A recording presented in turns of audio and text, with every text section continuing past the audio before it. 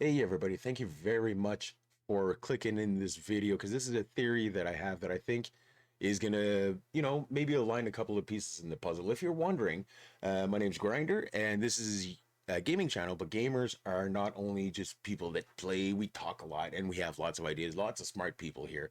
And dynamic has changed a lot in the game that I'm playing, but I'd like to put my theory out there of what happened 12,000 years before BC. Let's just call it BC, all right? 12,000 years BC. And if you're wondering, this is me playing in the background. So when people have if you have some attention, there's lots of things in the background. I have a German Shepherd also. Lots of things to concentrate in the back. So let's just hop into this. I'll bring you to my theory. All right. All right. So we all know by listening to Mr. Randall Carlson and Mr. Graham Hancock, not only on Mr. Joe Rogan's podcast, but also in the lectures, in the multiple videos that are available on this platform. Thank you very much, YouTube, because since I've been young, I've always wondered. There's something that is really bizarre, right? The asteroid that made the dinosaurs disappeared came in millions of years ago, all right? And it's really hard for us to see the vestiges of that, all right? Or what's left of that, all right? So I know, for me, I don't know exactly where it is, so it's kind of hard for me to figure out where it is. So if something happened 12,000 years, all right, and we see, I've seen your footage on the Joe Rogan podcast. I loved it. I loved it. And it just helped me put lots of pieces together. What came in that was so big and that just devastated everything. I think I have it. All right. If the one that killed the dinosaurs here had no glacier, it hit here. So it hit water that evaporated right away. And then it hit the crust and, you know, everything happened after that. Right. So we're not going to go too much into the details for that one. But my theory is that the impact is right here in Hudson Bay. Okay? This circle, since I have been young, this circle has been way too perfect. Right? So let me just go back. I think that a meteorite, when there was the ice shelf, right? When there was a 2 kilometer thick ice shelf, all right over here. What I think happened is the asteroid 12,000 BC came in from an angle, all right? Not a low angle to hit like we see in the movies, more just a bit more direct, like a direct angled hit, all right? So it came in at an angle, and I'm thinking it came in from space, way up here, way up high, right? Way up high, and came in and hit, pow, and it hit 2 kilometers of ice, and then it hit the mantle. And by hitting the mantle, it put so much pressure that I think that right here, it cracked. All right, and it cracked, and when the meteor hit, it cracked. All right, and it pushed it down. All right, so it pushed everything here down, and the meteorite hit here. And why I think that it hit here also is that here we see. Look at these lines here. These lines, guys, these lines are so important. All right. I don't know the specific scientific term for this. All right. But I do know that it's when it's hot, like magma or hot earth that comes in, it kind of makes a pancake and goes up. And then there's another layer that comes up. All right. And does another pancake. And those all squish together and they come up. All right. I have always wondered what is there, and I've always known that there's lots of minerals that are hidden right there. I've always known, but the more minerals are going to be hidden right here. All right, so Canada, let's go. Let's just measure crater here. All right.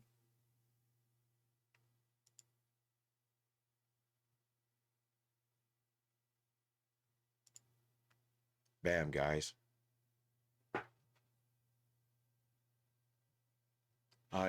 I'm trying to figure out how big it could have been at 200 at sorry 450 some odd kilometers.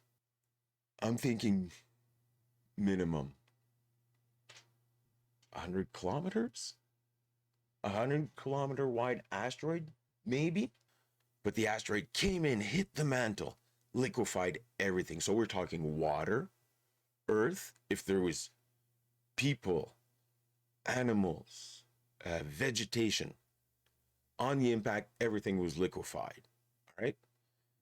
So we have this big bowl of boiling matter that comes up from the earth and that is instant, like a huge volcano right here, and probably right up to here also, but melting all of that ice instantly.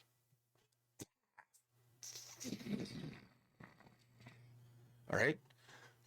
From what I have heard from the legends and the texts that you have described, is that it came really instantly and probably in two.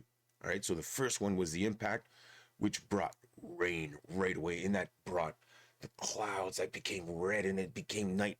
Like at some places, the stories, guys, I've heard so many that it just brings me back to this once again. All right. So we got everything that's going right up into the atmosphere, and also chunks of the mantle that are getting thrown back. They came in. All right. So it's probably still right in here. And all of this is all the magma and everything that got mixed up, right? Because it broke here, and all of this went inside the earth. We're talking about, I think it probably went down 100 kilometers, at, at least the size of the asteroid, but down in the earth. And man, that's big, man, that's big. So all the vibrations are coming through and just paf, like the end of the balls. So, and this is what happened.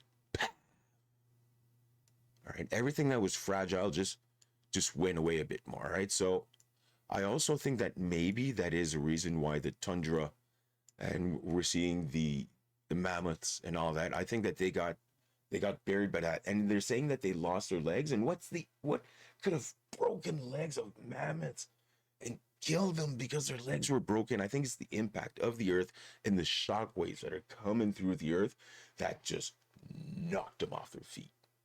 Like we're talking maybe 10 feet, 20 feet, 100 feet.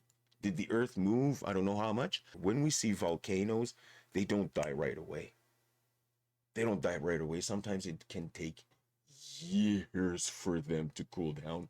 And I think that this here was so hot that it melted all the ice shelf in 1 week. This is the podcast, yes, with Mr. Randall Carlson and Mr. Graham Hancock on the Joe Rogan Experience. All right. So I'm just going to put this full screen here. This is him standing on a big boulder that was transported on top of an iceberg. So the iceberg traveled and it melted, melted, melted, melted, melted, and then it came there. There's debris around it that proves that this. I think that you could link that rock to the upper ice shelf. And sir, you are standing right on it. Good job. And I think that that piece belongs in Upper Canada. So homage to you guys here, Mr. Rogan. When we take a look at the lines, all right, they align with I think the direction of the impact. So the direction of the impact, and it came in exactly like the same angle. It's all the same angle towards the middle of the crater. Right. So see, now we see that the angle uh, is at 0 degrees. But I see something here, guys. I see something that is different. That is different here. And if we take a look, it is the same distance, guys. It is the same distance, a perfect circle. Let's say goes up to here. I calculated it, let's say about 10 kilometers all around. All right. I don't know how to erase it, but it's 10 kilometers, man. It's too much of Maybe I'm just placing it there. Is it just my mind? You guys really have to help me out, please. Please, please, please. So, that is the theory that I have for what happened. Also, it fractured this. All right. So, I think that this probably caved in when it stretched everything, right? The impact came in, and when it broke this, it kind of stretched all the land in big shocks. And I think that it just tore this, and then um, just created this fracture, like a tear. It's like a big, and then probably got filled in. Okay, but I really think that this is the impact crater. Now, in this video, also, he does mention, okay, that the soil, the gravity is different there. The gravity is different. The soil also keeps rising 1 inch per year, something like that. And if you calculate 1 inch per year, minus 10,000 BC, or 12,000 BC plus 2,000 years at 1 inch per year, I think that it came back real quick, and now it's starting to come back a little bit more slowly because everything is stabilizing. But I think that there's still a chunk right there, right at the bottom. That is my theory. Little thing here also is that all this water that came down, I think that Lake Superior really provides us. In the talks that you guys were having, I think that we see lots of clues, like the pictures that you were showing, right? This is that millions of years of work of could have that have happened with a big rush of water, created these islands here with is just an accumulation of things that got stuck here. Okay, we do see that something big came flowing, but it's a lake.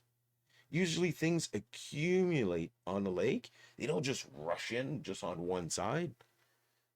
This looks more to me like a waterfall, a huge waterfall. That's what it looks like to me. So I think that everything came down this and down Lake Michigan, and everywhere, guys, water everywhere. But I think that all of this came rushing down. All of the debris came rushing down. The water, the trees, everything came rushing down. Right here. Does this look like a million years, or does this look like lava? Lava with maybe air bubbles that are stuck inside? It kind of looks like that. But I thought to myself, what if it's mud, trees, people, animals? But I think that all of this came in, and this is basically the air that is coming out. It's just the soil that is coming back in. We see this all the time in mud. And look at this big, huge deposit right there. It all came in the water. So we're talking about huge tsunamis. What they saw was just a big rush, a wall of water. And if you did not live in a mountain really high, okay, well, I think that just a big rush of water just came in and just annihilated a huge tsunami. But that just rushed water everywhere. It kind of looks like there are accumulations of maybe boulders, or there, what are these? Just like in the videos that you have more on the sides, what do we see on the sides of rivers, right? We see those boulders, right? And in the middle is just the mass, kind of like huge Play-Doh that's coming in at, I don't know, 100, 200, 500 kilometers an hour. But that's, I'd say, more than a kilometer thick. Hey, if you're still here, a little something that I forgot to mention. I'd be I'd be really lucky to be able to be the one to film this and to cut it and to put it out there and to make a documentary about all of this. All right, so let's get out into the masses, and I would be I would really like to be the one that participates in that however I can, and to maybe travel with me and my daughter. That's what I'd really like out of all of this. So let's get us filming. Let's get us out there. Thank you very much, everybody.